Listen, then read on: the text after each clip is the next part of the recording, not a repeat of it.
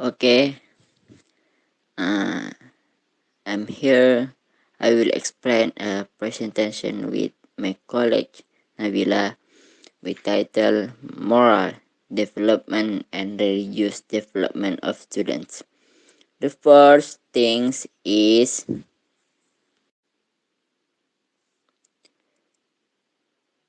understanding the moral development of students. The understanding of attitudes, morals, and value comes from the Latin words mores, which mean ordinance, habits, and customs. Moral attitude behavior means a social group that behaves according to a moral code in accordance with the development of moral principles. The moral concept is the habits of cultural members whose rules of behavior have becomes a habit. The moral concept is able to determine the expected behavior patterns of all members. It means in a positive attitude implied a value system that is believed or believed to be true. Value is something that is believed, and felt, and is manifested in attitudes or behavior. Usually, value are felt with a past emotional experience that color the ideals of person. So uh, we can be teachers. We have to understanding to others students. We have to feel the more what they do. It's very important. And the last in this topic that therefore as an ever to educate and guide students so that they can optimally empower their potential. So uh, I mean here we can anticipate what are the weakness of student.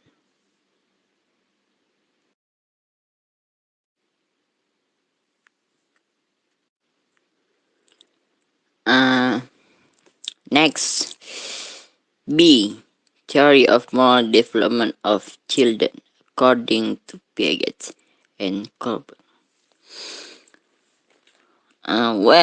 In studying the development of moral students of school ex-students, Piaget in Laila Sagas, three texts of moral development in accordance with a study of the rules in children's games. Piaget divided development into three pieces. Uh, I can give you the namely the first, the absolute pass. It means the child appreciates the rules as something that can be changed. And the second, reality piece. The child adjusts to avoid the rejection of others. The third and the last in this theory, the subjective phase of the child pays attention to motive or deliberations in behavioral assessment.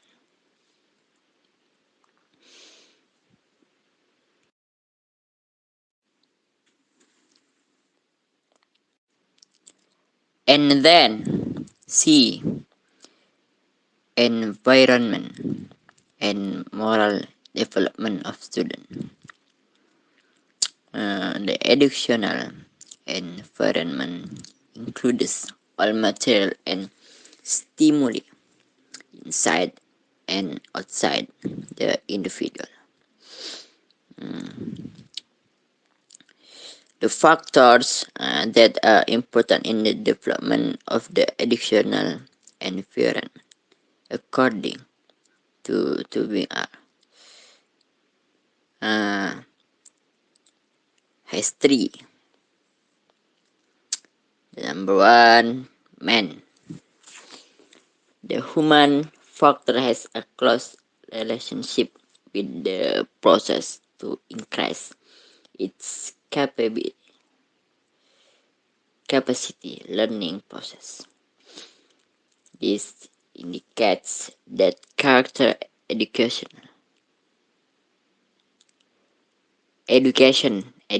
is influenced by the human element. Number two, leadership.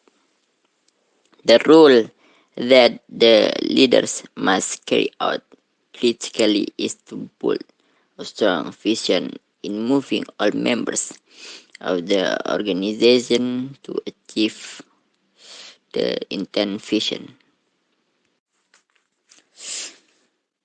Next, technology. Accordingly stated that technology is the systematic application of science to take events of the natural surroundings and counter the phenomena that can be driven by humans in an economically productive process.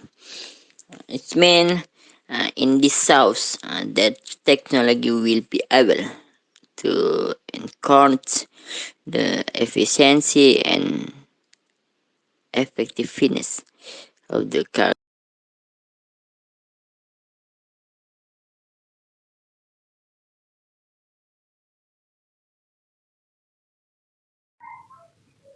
Theory of religion's development. Religion comes from Sanskerta, which consists of a, which meant not, and gam, which meant to go. So in the language of religion, it can be interpreted by not going, staying in place, lasting internal things that are passed down continually from one generation to another. There are also those who interpret it by gamma, which means shouting, so that in the language of religion it is interpreted not to be shouting. This means that people who are religious in their life will not experience shouts. Meanwhile, in the term of religion is a set of Christian behavior practice associated with belief expressed by Christian intention and adhered to by its bahasa dan istilah dari agama sendiri bisa disimpulkan bahwa perkembangan agama dapat diartikan sebagai perkembangan yang terkait yang menganut batasan perilaku yang harus dilakukan dan harus dihindari oleh individu berdasarkan kepercayaan yang diyakininya. Perkembangan agama peserta didik dapat mempengaruhi perkembangan moral peserta didik karena banyak norma keagamaan yang menjadi acuan orang dalam bersikap dan berperilaku. Oleh karena itu, ketika membicarakan tentang perkembangan agama, pada saat bersamaan kita juga membicarakan tentang perkembangan moral. Tony Francisca dalam Nurjana, kemudian setidaknya ada dua teori yang mengungkapkan munculnya keagamaan pada anak usia dini, yaitu A. Rasa ketergantungan, sense of defense. Manusia dilahirkan ke dunia ini memiliki 4 kebutuhan, yakni kebutuhan untuk melindungi, security and safety, keinginan akan pengalaman baru, new experience, keinginan untuk mendapatkan tanggapan, respon. Yang keempat, keinginan untuk dikenal, recognition. Berdasar kenyataan dan kerjasama dari keempat keinginan itu, maka bayi sejak dilahirkan hidup dalam ketergantungan, namun mereka akan berkembang melalui apa saja yang telah diterima secara cuma-cuma dari lingkungan sehingga terbentuk rasa keagamaan itu sendiri. B. Insting keagamaan bayi. Bayi dilahirkan dengan sudah memiliki beberapa insting. Di antaranya insting keagamaan. Belum terlihatnya jelas tentang keagamaan pada diri anak karena beberapa fungsi kejiwaan yang menopang kematangan berfungsinya insting itu belum sempurna. Akan tapi, dengan adanya pendidikan agama, perlu diperkenalkan kepada anak jauh sebelum usia 7 tahun. Artinya, jauh sebelum usia tersebut, nilai-nilai keagamaan perlu ditanamkan kepada anak sejak usia dini. Nilai keagamaan itu sendiri bisa berarti perbuatan yang berhubungan antara manusia dengan Tuhan atau hubungan antara sesama manusia.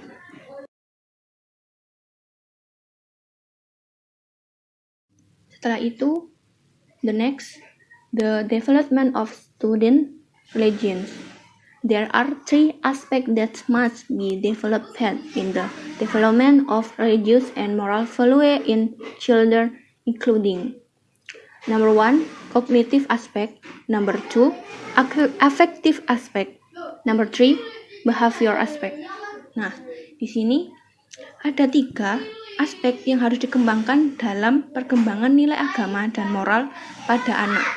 Ada 3 aspek, yaitu cognitive aspect.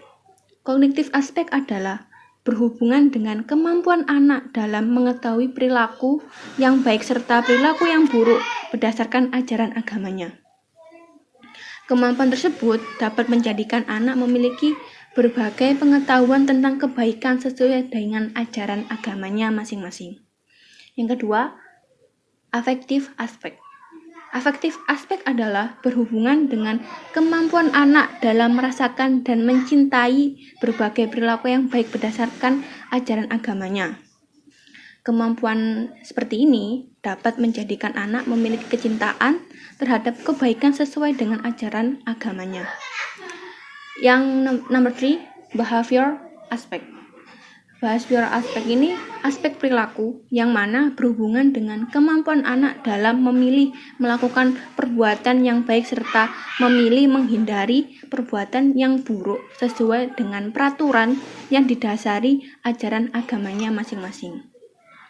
Kemampuan seperti ini, aspek perilaku seperti ini dapat memotivasi anak untuk konsisten dalam melakukan kebaikan sesuai dengan peraturan diberlakukan untuknya. There are several methods that can be used to optimize the development of religions and moral value in children life, including the following. Number 1, exemplary method of behavior. Number 2, habituation method. Number 3, method of attention and supervision. Number 4, reward and punishment method. Number 5, story method. Penjelasan nomor 1 adalah exemplary behavior of methods. The method is done by showing parent of educator. If parent of educator speak politely, look simple, and are able to display moral behavior that is accordance with the teaching of their religions, the child will also show moral behavior and good religion life by imitating his parent or educator. Modelnya seperti ini. Metode ini dilakukan dengan menampilkan orang tua ataupun pendidik, yang mana orang tua pendidik harus bisa berkata dengan santun, penampilan sederhana, mampu menampilkan perilaku yang moral sesuai dengan ajaran agamanya. Maka ketika orang tua ataupun pendidik itu dengan baik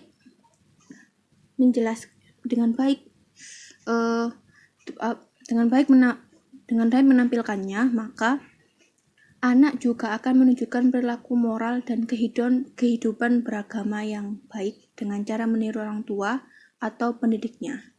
Nah, tujuan dari metode ini adalah children are given example of good behavior continuously by adults so that children observe, imitate, and practice. Jadi tujuan dari perilaku metode seperti ini, anak akan diberi contoh perilaku yang baik secara terus-menerus oleh orang dewasa, yaitu pendidik ataupun orang tua, agar nantinya anak bisa mengamati, meniru, dan mempraktikkan. Number 2, habituation methods. Metode pembiasaan. The habituation method is an activity to do the same thing repeatedly, seriously, to children with the aim of strengthening and associating or perfecting a skill that they become accustomed. Maksudnya, metode pembiasaan ini merupakan suatu kegiatan untuk melakukan hal yang sama berulang-ulang secara bersungguh-sungguh kepada anak dengan tujuan untuk memperkuat suatu asosiasi atau menyempurnakan suatu keterampilan agar menjadi terbiasa. Nah, dengan adanya metode seperti ini, nanti anak akan mampu untuk membiasakan diri pada perbuatan-perbuatan yang baik oleh norma agama maupun hukum yang berlaku. Attention and supervision methods. The method of attention and supervision in an activity to assist children in various activities in an effort to optimize the development of religions and moral value for early childhood. Maksudnya, metode perhatian dan pengawasan ini merupakan kegiatan mendampingi anak di berbagai kegiatan dalam upaya mengoptimalkan perkembangan nilai agama dan moral anak usia dini.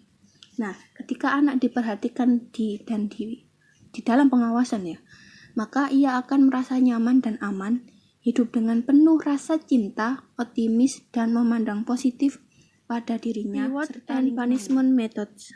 This method provides non-physical punishment for children who are not disciplined and reward children who are disciplined or obey the religious rules. Maksudnya, metode hadiah dan hukuman ini diberikan